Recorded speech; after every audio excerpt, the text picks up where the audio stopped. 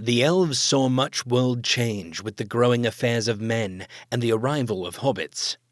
Their time away from Aman was drawing close to an end, as the magic that preserved their life in Middle-earth was fading. Yet the coming battle would define the next age of Middle-earth.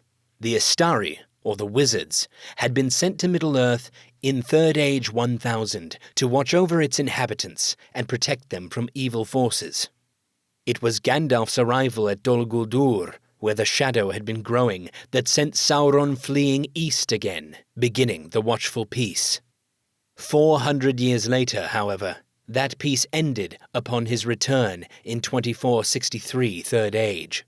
This was enough cause for a meeting of the White Council, this time consisting of figures like Elrond, Galadriel, Círdan, Gandalf, and Saruman. They would meet several times throughout the second millennium, with one of the meetings resulting in the decision to chase Sauron out of Dol Guldur in Third Age 2941, but he had fled before they arrived. At the same time, Gandalf was mastermind of the quest for Erebor, which by some strange fate helped the One Ring find its way from Gollum to Bilbo, further shaping the events of the war to come. By 2954, Orodruin had been churning once again, and the search for the One Ring continued. In Third Age 3017, Aragorn, Ranger of the North and Isildur's heir, captured Gollum and delivered him to Thranduil the following year. After a few months, Mirkwood was attacked, simultaneously with Osgiliath, and Gollum escaped. These events officially began the War of the Ring. Despite the fading interest in Middle-earth, the Elves were involved in the war in several ways. Rivendell had served as a place of support to Gandalf and his companions during the events of The Hobbit, and would continue to do so when the Council of Elrond was held there in Third Age 3018. Elrond had established himself as one of the wisest elves in Middle-earth by this point, and his council was highly valued. This epic gathering saw representatives from various races and factions meet to decide the fate of the One Ring. It was here that the Fellowship of the Ring was formed, and the decision was made to destroy the ring in Mount Doom.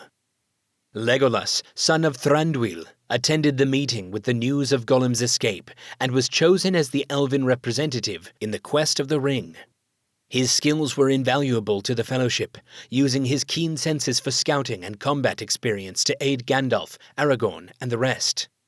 He had an ancient wisdom compared to most of the other members, and his insights were helpful in addition to his archery and proficiency with blades, acting as both long and short-range support. He would eventually split off with some of the Fellowship, forming the Three Hunters with Aragorn and Gimli, the Dwarven representative, in search of Merry and Pippin. He would go on to fight in the major battles of the war, such as at Helm's Deep, Pelennor Fields, and the Morannon, surviving it all. Glorfindel was another powerful elf lord at the Council of Elrond, and perhaps one of the most powerful elves in Middle-earth. While he doesn't have a significant speaking role during the council, his presence as one of the wise elves of Middle-earth underscores the gravity of the situation. Having sacrificed himself before in combat with a Balrog, Glorfindel was given new life by Eru Ilúvatar many years earlier, and remained a servant of benevolence thereafter. Shortly before the council was held, he had been assigned to search for the Ringbearer, as he had no reason to fear the Ringwraiths, that also sought the One. He had achieved his mission when he found the wounded Frodo at Weathertop and escorted him to Rivendell, fighting off the Nazgûl in a spectacular display of power. Thus, Frodo found himself at the council, thanks to Glorfindel's heroism. Elrond would not see any military action in the war. His assistance to Aragorn was critical, though, helping fortify the return of the rightful king who would restore men to their glory. Elrond delivered the reforged sword Andúril from the remains of Narsil to Aragorn. It was also Elrond's daughter, Arwen, that helped inspire the future king. Her choice to remain in the mortal world, despite the hardships and dangers, represented the goodness worth fighting for and a future worth striving towards, even in the face of darkness and despair. As the even star of her people, she embodies the continuity and resilience of the elves in Middle-earth. After Gandalf's passing in Moria, the rest of the Fellowship paid a visit to Caras Galadhon, the capital of Lothlorien, bringing the news of the fallen wizard. Coinciding with their arrival, marauding orcs crossed the river Nimrodel, prompting a swift and decisive response from the Galadrim. Here the Fellowship spent several weeks resting and planning, enamored with the splendor of the golden wood and the mallow trees.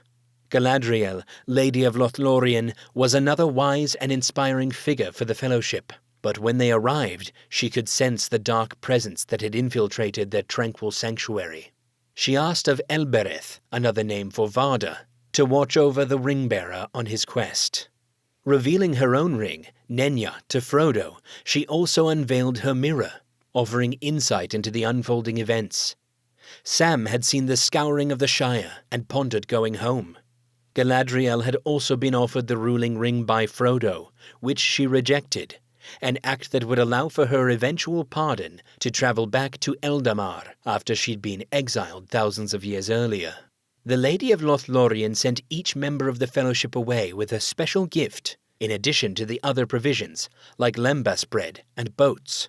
Some notable gifts to the Fellowship included 3 strands of her hair for Gimli, who had only asked for 1, a Galadrim bow for Legolas, and for Frodo, a file that would prove most valuable in the pivotal moments of the quest. "And you, ring-bearer," she said, turning to Frodo, "I come to you last, who are not last in my thoughts. For you I have prepared this." She held up a small crystal phial.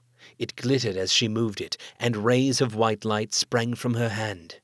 "In this phial," she said, "is caught the light of Eärendil's star, set amid the waters of my fountain. It will shine brighter when night is about you. May it be a light to you in dark places when all other lights go out." The Fellowship of the Ring, farewell to Lorien. Just as the company departed, Gwaihir, the Lord of Eagles, bore Gandalf to the Golden Wood, where the wizard recovered from his clash with Durin's Bane. On their journey to Gondor, Elrond and Arwen would also be guests in Lothlorien for a week. On March 11th, Third Age 3019, hordes from Dol Guldur launched a full-scale invasion into the forest. Through the combined might of the Wood Elves and the power of Galadriel's ring, they were thwarted. A subsequent invasion occurred on March 15th, coinciding with another attack on Mirkwood in the Battle Under the Trees, as well as the Great Battle of the Pelennor Fields in Gondor. But once more, the adversaries were repelled on both woodland fronts. The final onslaught transpired 7 days later, on March 22nd, resulting in considerable devastation at the forest perimeters. With the dispelling of Sauron's shadow, Celeborn led a force across the Anduin on March 28th. Galadriel laid waste to Dol Guldur and its foundations, cleansing the forest once more. The War of the Ring had concluded, allowing Aragorn to assume his role as King Elessar, with Arwen by his side, ushering in the Age of Men. As for the Elves, Celeborn and Thranduil met in the forest on June 6th, 3019. They renamed their woods Erin Laskalen, the Wood of Green Leaves. Thranduil took the northern region, while Celeborn took a southern portion that would be renamed East Lorien. That which remained was given to a smaller faction of men, the Beornings and the Woodmen. Although Círdan and the Elves of Lindon had played a role in the wars with Angmar early on in the Third Age, they were not involved in the War of the Ring in a military sense. They remained a bastion for the free peoples fleeing the wickedness of Sauron in the east. Lindon also provided safe passage for all those seeking the Undying Lands. On September 29th, 3021, the final year of the Third Age, Elrond and Galadriel sailed from the Grey Havens alongside Gandalf, Bilbo, and Frodo. Celeborn travelled to Rivendell after his lady's departure. Lothlorien's last great inhabitant was Arwen Undomiel.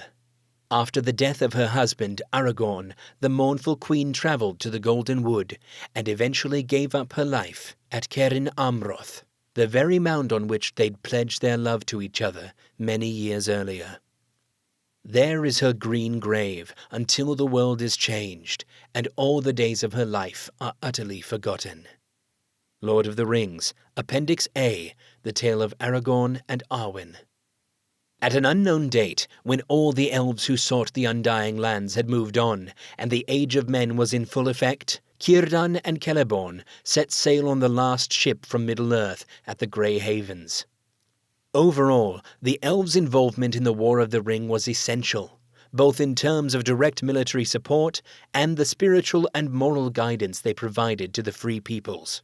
Thus, by the grace of Eru Ilúvatar and the will of their peoples, most of the elves returned west to live amongst the Valar in beautiful Aman, while some lingered on in Middle-earth.